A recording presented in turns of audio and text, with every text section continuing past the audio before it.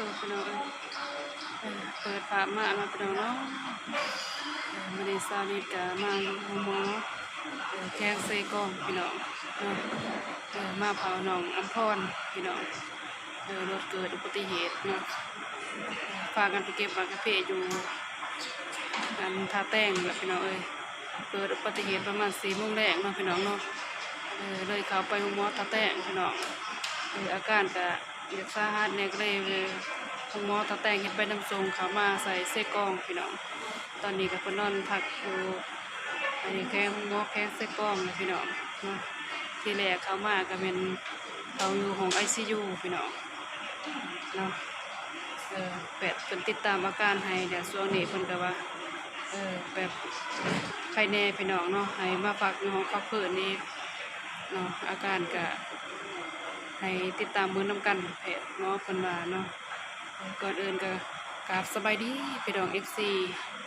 อยู่ฝั่งไทยฝั่งลาวพี่น้องต่างประเทศก็ดีเนาะ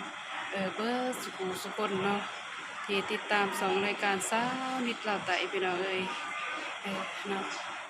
วันนี้ก็สาวนิดมาเผาน้องสาวอัมพรน้องสาวหลาบ่าวอนุพี่น้องเนาะทางบ่าวอนุเองเพิ่นก็บ่ได้มาพี่น้องเพิ่นเลยให้สาวนิดมาเนาะเพิ่นก็รับโศกอีกรอบมื้อนี้ก็เนาะเมียเกิดลูกพี่น้องได้ลูกสาวได้ผู้หญิงอีกได้เนาะพอดีได้2 คนพี่น้องมีแต่ลูกสาวเพิ่นก็ได้เนาะกำลังเกิดมือขึ้นนี่นะเพิ่นก็ได้เนาะ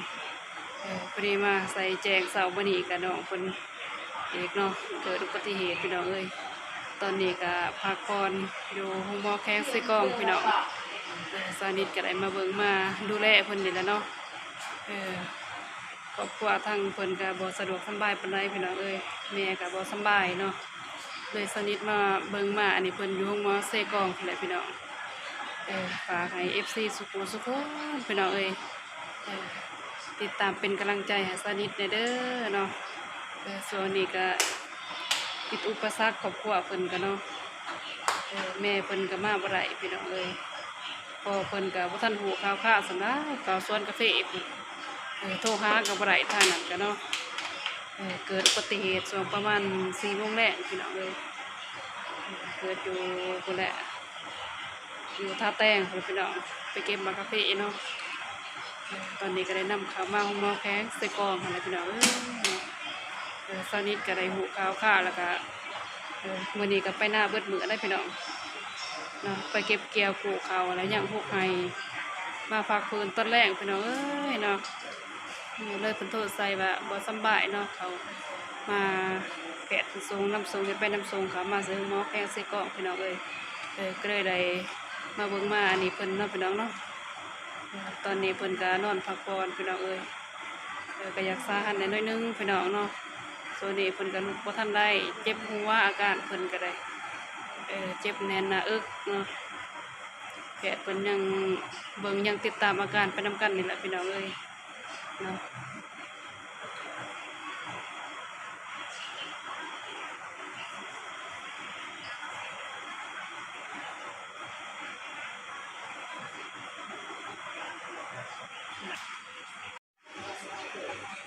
เพิ่นกำลังออกแต่ห้อง ICU พี่น้องเนาะสานิทก็มาแต่ทำงานทำหน้าพี่น้องได้มาเจอเหตุการณ์แบบนี้เนาะก็ฝ่าขี่รถก็มาแพงพี่น้องก็มาเบิ่งเพิ่นเนาะสานิทก็มาแต่เกี่ยวเขาเกี่ยวน้ำนะพี่น้องได้มาเจอเหตุการณ์แบบนี้ก็พากันเข้ามาใส่กล้องพี่น้องเพิ่นกำลังห่อออกแต่ห้อง ICU พี่น้องเนาะ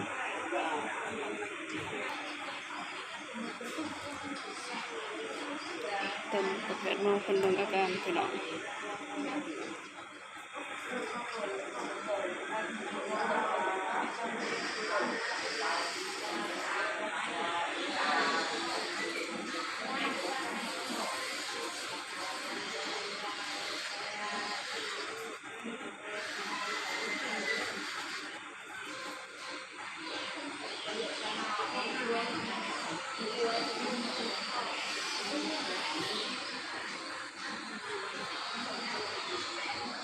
มองมันโน่พี่น้องปวด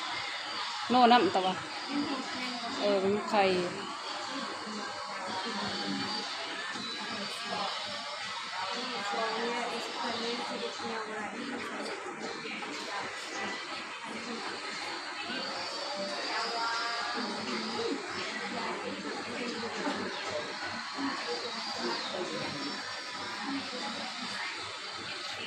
ลูกไทยเบ้ากับบ่อยากได้เจ็บ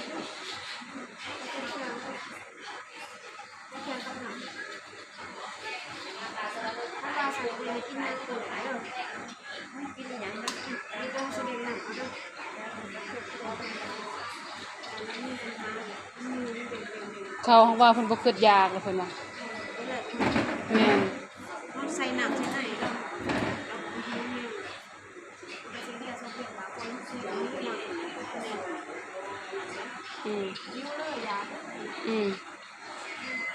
พอแต่ว่าที่แรกคันปลาเพิ่นเสี่ยงแฮงแน่เลยให้เพิ่นยอดน้ำ2-3 บาทให้เพิ่นกิน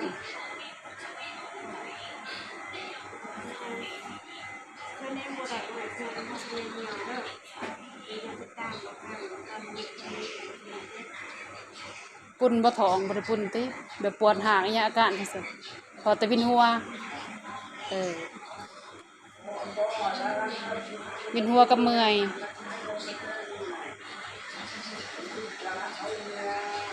กับเจ็บหมองท้องแน่นเจ็บแบบแน่นๆบ่ท้องแบบแน่นๆอึดๆว่าซี่ซะ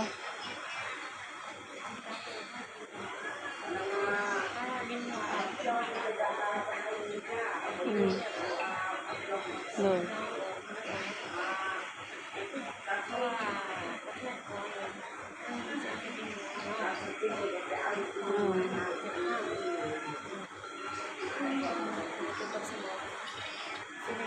เลยขอบใจเลย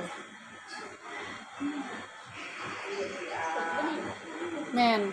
ตอน4 โมงนี่นะคนก็ได้หัวถือยังบ่บ่ฮู้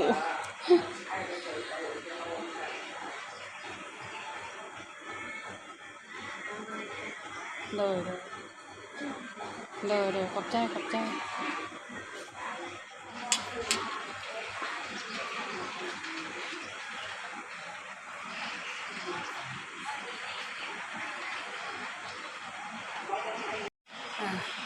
มื่อกี้ก็ท่านเนาะเพิ่นมาติดตามอาการของเพิ่นเนาะน้องสาวอำพรพี่น้องเอ้ยเนาะน้องสาวหลาพี่น้องเอ้ยน้องสาวหลาบาวดุเนาะทางบาวดุก็แม่เพิ่นก็เกิดลูกพี่น้องเพิ่นก็เลยบ่ได้มานำเนาะก็เลยสาริตมานำพี่น้องเอ้ยเนาะเพิ่นโทรใส่ว่ามาหาแหน่ว่าน้องสาวเขาห้องหมออยู่เซกองไปเบิ่งแหน่เพิ่นว่าเนาะสาริตก็เลยพากันมากับสามีพี่น้องเอ้ยมาเบิ่งเพิ่นเลยเนาะ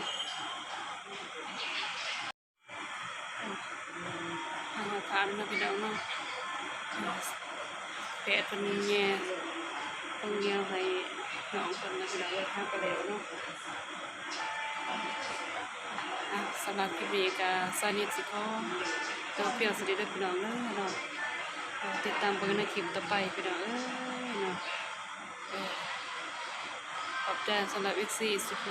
มเนาะที่ติดตาม2-3นี้ลาวไต่พี่น้องตอนนี้ก็คือเฮ็ดนี่แหละพี่น้องเอ้ยเนาะสวัสดีสิไปธุระก่อนข้าวนึงพี่น้องเอ้ยเนาะติดตามในคลิปต่อไปเด้อพี่น้องเด้อสำหรับคลิปนี้ก็จบเพียงเท่านี้แล้วพี่น้องบ๊ายบาย